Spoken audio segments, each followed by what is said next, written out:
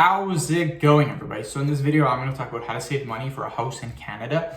So before I get started, please subscribe to my channel if you guys haven't already. I do appreciate the support. It helps my channel grow. Please follow me on Instagram, Dillenberg999. So I'm going to show you guys how to... I'm going to talk about how to save up money for a house in Canada. The house markets are a little, they're a little skewed, if you will. The reason why I say that is because any place aside from Vancouver and Toronto is 100% affordable, in my opinion, based on our wages and based on what you make. But the thing is, if you get into Toronto or Vancouver, then the house prices are just absolutely phenomenal.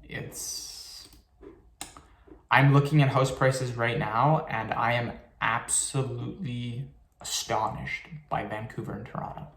If you live in Vancouver and Toronto, I would take a different approach to it, just for the simple fact it's going to be very tough. I would not consider living directly in Vancouver or Toronto. I would consider living directly out of it, so house prices are cheaper. To put this in perspective, I live in Alberta. I live in one of the three main cities, Edmonton, Calgary, Red Deer. I won't really say exactly which one I live in, but I live in one of those. They're very affordable. Roughly an 1,800 square foot house, which is the average square foot house, goes for anywhere from about $375 to $400. Depending on the year, depending on the upgrades, that can be increased because generally I have not found, I'm on the MLS quite frequently, I have not found a house roughly pretty new, less than about $380 currently. And it depends where you live. Do you live on a certain side of the city? This will really affect it. So definitely possible to save up for a house. So $375, $400, that's not too bad for a house price. To put that into perspective, I'm looking at a house in Vancouver. It is 1.5 million and it is a townhouse and it looks like an absolute shack.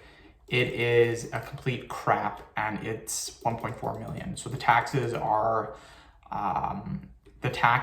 it are insane.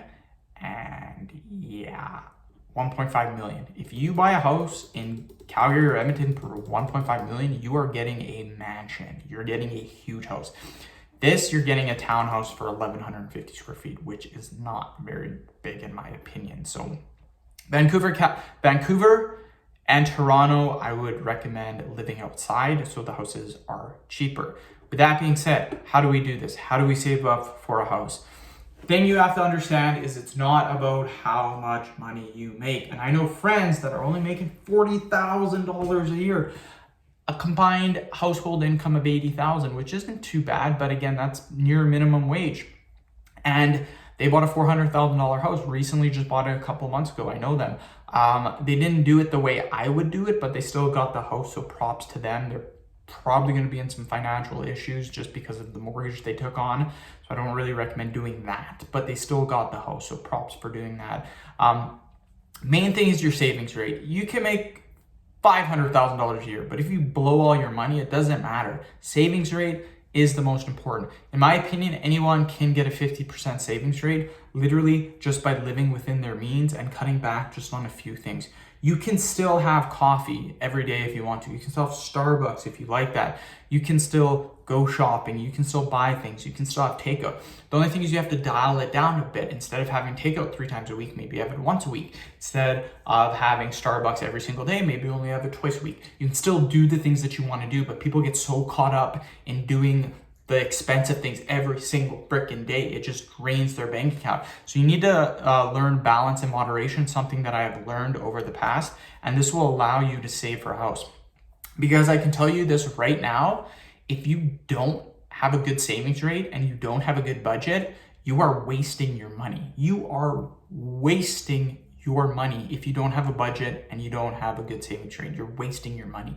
A budget is very important. You should know what is coming out of your bank every single month and what is coming into your bank. I know all the numbers. I know every single month what my Visa bill is. I know every single payment that I'm getting paid for, and I know every single thing that I've bought, and I know the total expenses per month on everything. That is how you do a budget, and every single month, live within your means so that every month your bank account goes up. There should never be a month where your bank account goes down, ever. Doesn't matter what you're doing, there should never be a month where your bank account goes up. Every single month, it should go up. Unless you bought a house for like $400,000 or something like that, and you had to put like a $50,000 down payment, then yeah, it's gonna go down for that 1 month. But generally, every single month, it should go up. And that's how you buy a house. I know a lot of people that have bought a house. I own a house, almost paid off. And I'm only 27, you guys. And yeah, it's close to a $400,000 house.